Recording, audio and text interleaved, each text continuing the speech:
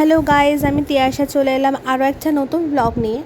আজ হলো স্নান যাত্রা, জগন্নাথ দেবের স্নান যাত্রা। তো তাই জন্য বাড়িতে একটু ছোট করে নিজের মতো করে ভালোবেসে পুজোর আয়োজন করেছিলাম। সকাল সকাল ঘুম থেকে উঠে মা আগে স্নান করে নিয়েছিল, তারপর আমি স্নান টান করে পুজোর জন্য বসে পড়লাম। মাই স্নান করালো জগন্নাথ দেবের বিগ্রহটা ভালো করে সুন্দর করে পরিষ্কার করে, তারপর সমস্ত জিনিসপত্র দিয়ে স্নান করানো হলো। আর আমি ফুল মালা সব আয়োজন করেছিলাম। তো আস্তে আস্তে সেগুলো মানে একটা জায়গায় রেখে ফুলগুলো বেছে ভালো করে সাদা ফুল দিয়ে সামনেটা আগে সাজিয়ে নিলাম। গাছের কিছু ফুল হয়েছিল এবং বাইরে থেকে কিছু ফুল কিনে আনা হয়েছিল, সব মিলিয়ে একসাথে ফুল টুল দিয়ে সাজানো হলো। আর জগন্নাথ দেবের ইম্পর্টেন্ট জিনিস হলো তুলসী পাতা, তো তুলসী পাতা তো দিতেই হবে, তো তাই জন্য তুলসী পাতা দিয়ে দিলাম। আর তার সাথে হচ্ছে কিছু গাঁদা ফুল ছিল, দিয়ে ভালো করে একটু সাজিয়ে নিলাম যাতে একটু দেখতে ভালো লাগে। মাই জগন্নাথ দেবটা পেতে দিয়েছিল লাল শালু পেতে, তার উপর জগন্নাথ দেবের এটা পেতে দিয়েছিল বিগ্রহটা। তো আমি সাদা একটা মালা এনেছিলাম, সেই মালাটা আস্তে আস্তে পরিয়ে দিলাম সাজানোর পর। তো খুবই মানে পুজো আচ্ছার দিন খুব ভালো লাগে, আজকে একটা আলাদাই ফিল হচ্ছিলো, পুজো করতে খুব ভালো লাগছিলো আর খুব সুন্দর লাগছিলো দেখতে।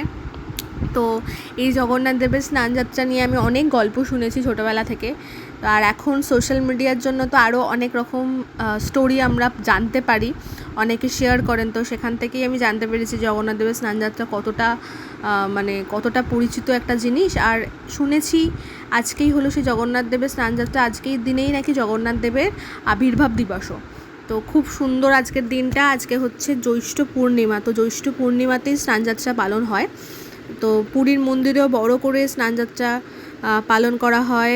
শুনেছি যে বহু তীর্থস্থান থেকে জল এনে সেই ওখানে পুরী মন্দিরে যে কুয়ো রয়েছে সেই কুয়ো থেকে শীতল জল দিয়ে 108টা সোনার কলসির মধ্যে জল ঢেলে তারপর সেটা জগন্নাথ দেবকে স্নান করানো হয় এবং জগন্নাথ দেব, বলরাম, সুভদ্রা তিনজনকেই স্নান করানো হয়।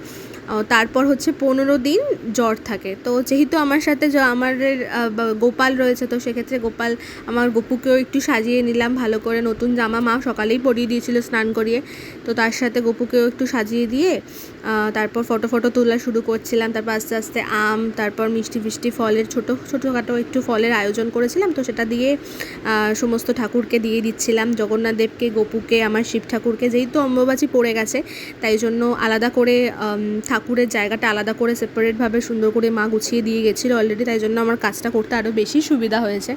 তো আস্তে আস্তে সমস্ত ফল টল আমি দিয়ে দিলাম। দেওয়ার পর হচ্ছে মানে আস্তে আস্তে গুছিয়ে দিয়ে সব প্রত্যেকটা প্লেটে, তারপর হচ্ছে সবার লাস্টে ভালো করে গুছিয়ে জগন্নাথ দেবের সামনেও থালা করে ফল আর মিষ্টি দিয়ে দিলাম। তো খুব সুন্দর লাগছিলো ঠাকুরটাকে সাজানোর পর, খুবই সুন্দর লাগছিলো, মানে আমি চোখ সরাতে পারছিলাম না। তোমরাও অবশ্যই কমেন্ট করে জানিও যে তোমাদের কেমন লাগলো আমার গোছানো।